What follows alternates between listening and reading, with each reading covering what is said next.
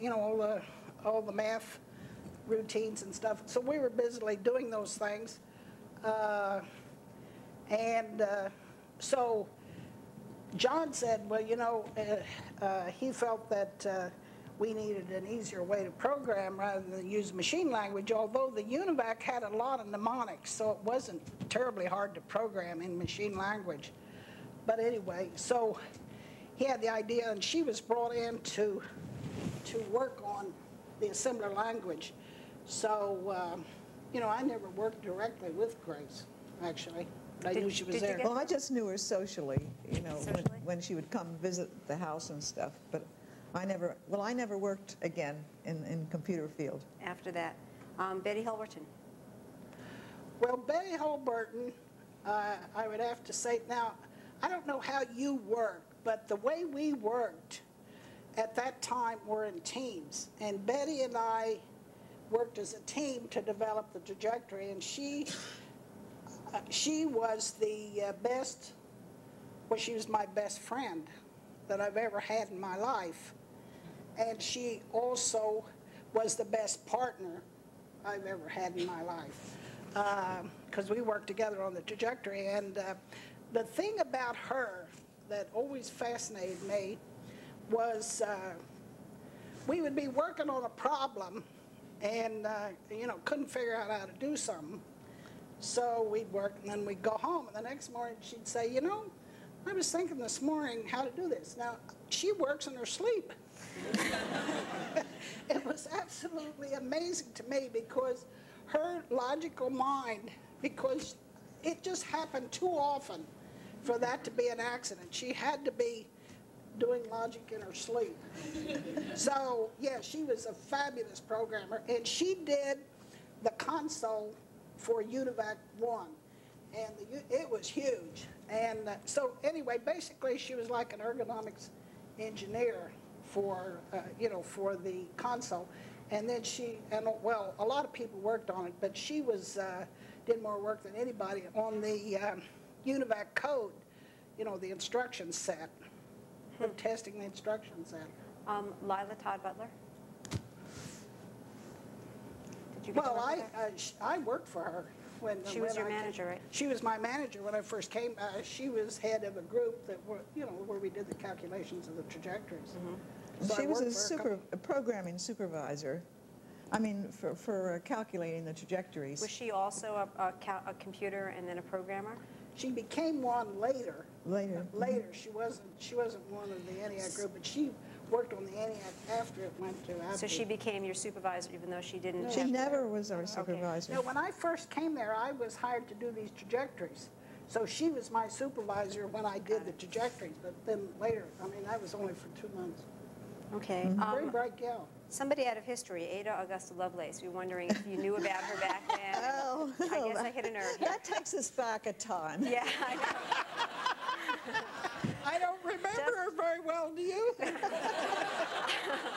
hope not. We were wondering if you had known about her and known about the work she had done. Oh, yes. No, we didn't know anything at all. Well, not to the... No. Not at the time. But not at the time. As a matter of fact, the fellow that she worked for, who tried to build that computer over in England, what the heck's his name? Babbage. Charles Babbage. Even Eckert and Mauchly Eckert and Mauchly didn't even know about Charles Babbage. Huh. I mean, nobody was talking about computers. It wasn't written up in the encyclopedias or anything like that. He was like a flash in the pan way back in 1870 or earlier than that. And so Ada Lovelace only developed later, I think, when they were looking for a name for a computer language or something. Yeah, but very little was known about her. So who were your role models at the time, or you just were creating it on your own? Well, my role model as a woman, or as a person? As an engineer. As an engineer? No, I didn't have a role model as an engineer, but I mean, I had a role model. I had an aunt who got out of Missouri.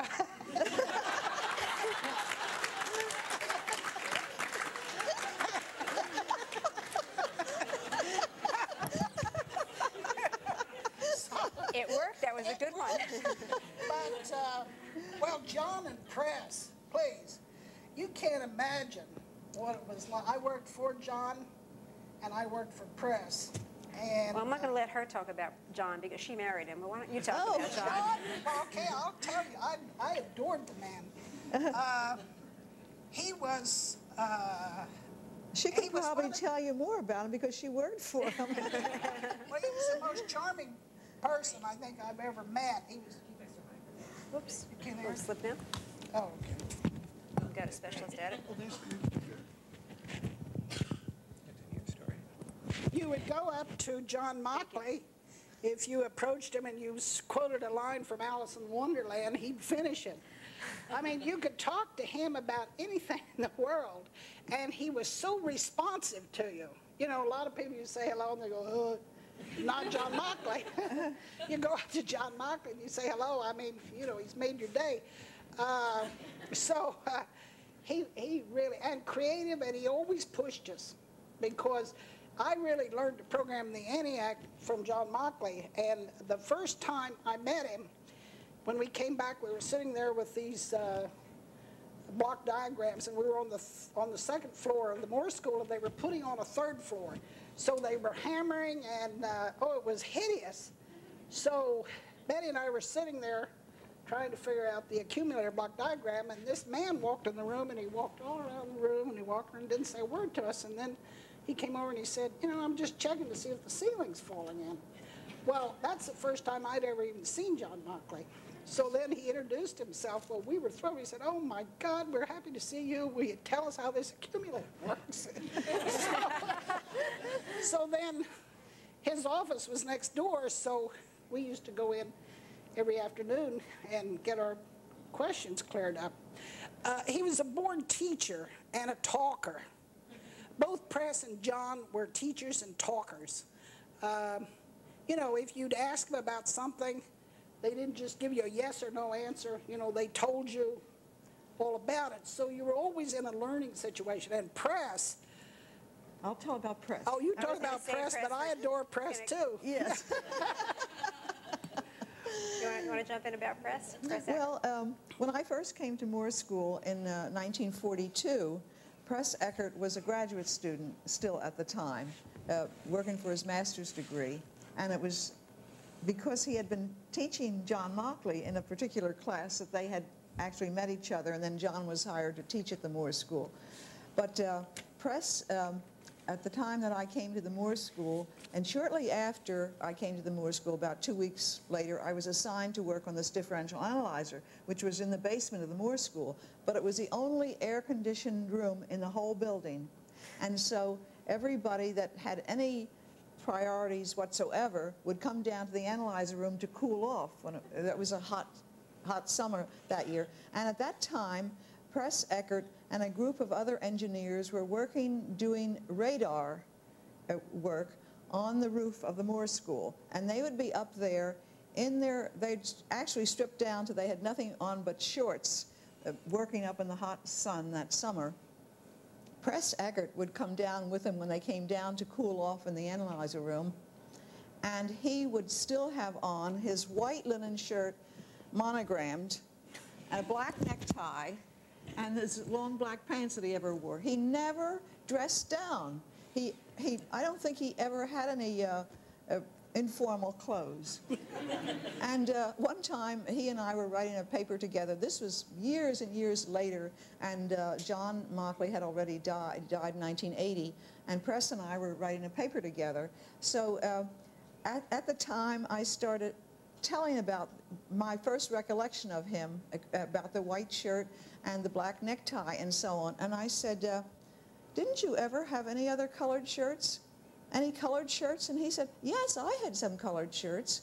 And so I said, how come you always wore white shirts? And he said, well, that's what my mother laid out for me every morning. So the next...